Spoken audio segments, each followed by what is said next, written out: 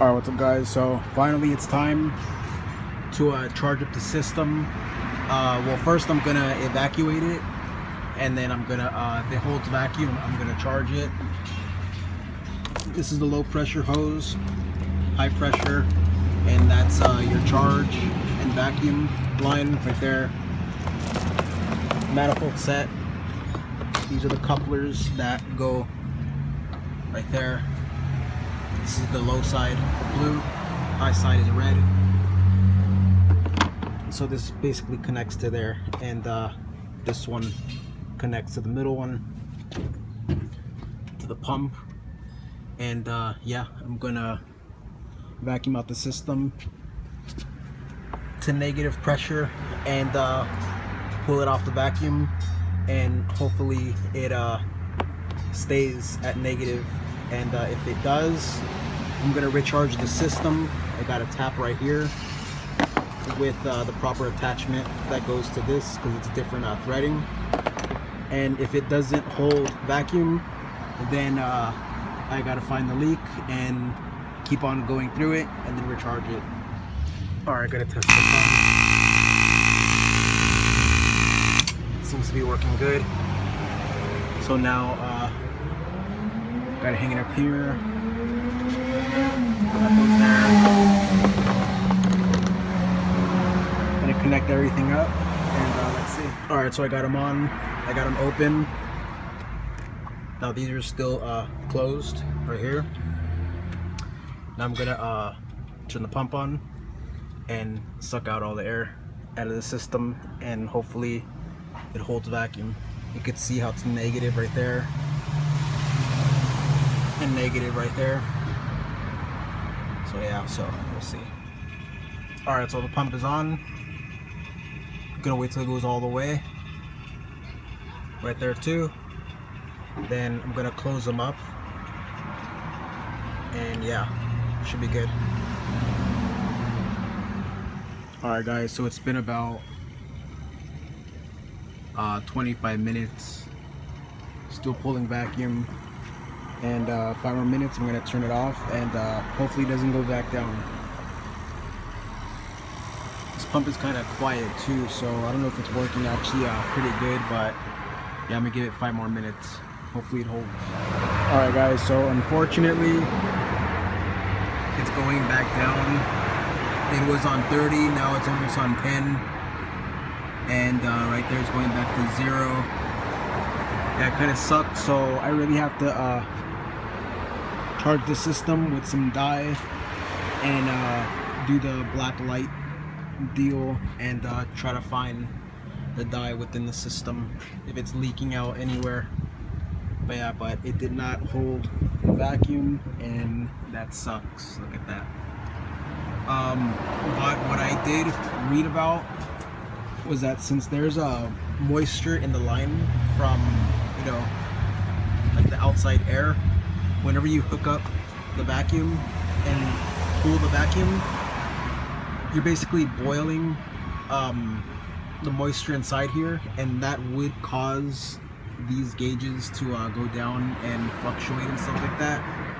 So what I'm gonna do, what I was recommended to do, was to do it for 30 minutes and then do it again, and because there's still probably a lot of you know, contamination and, you know, like moisture inside.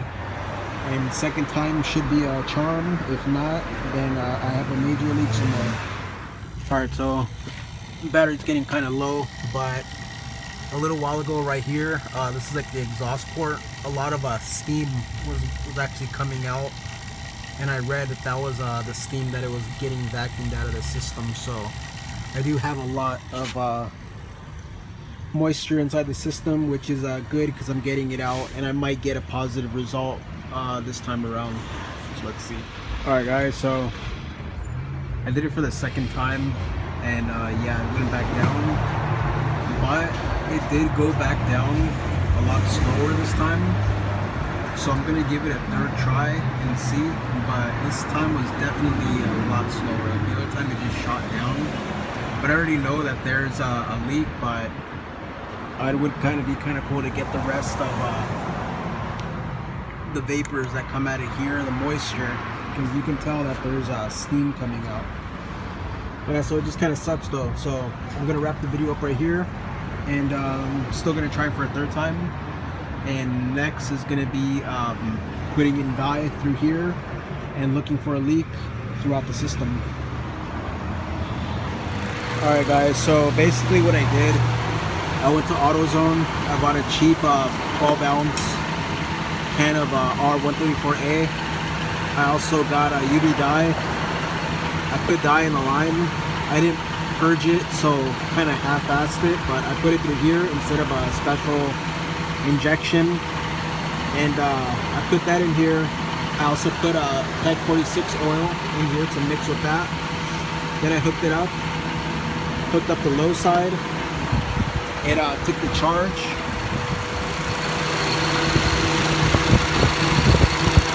Condenser kicked on. And now it is absolutely freezing inside here. The only thing though is that right down under there I kind of hear something, it's making like some type of weird noise. But the AC's on, and with the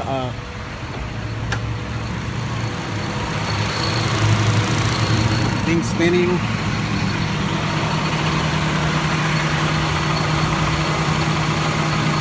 I don't know if you can see it, but yeah, right there. Yeah, so it actually engaged. Everything's good.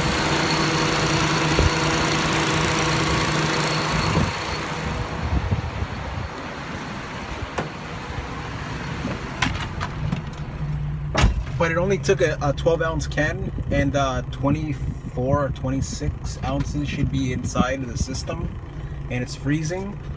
But since it didn't want to hold a vacuum, I still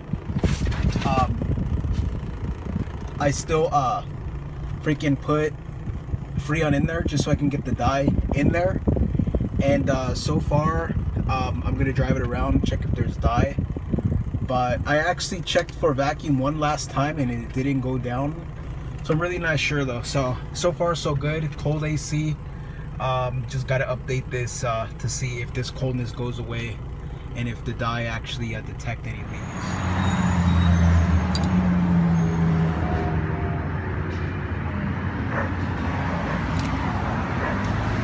That's pretty good.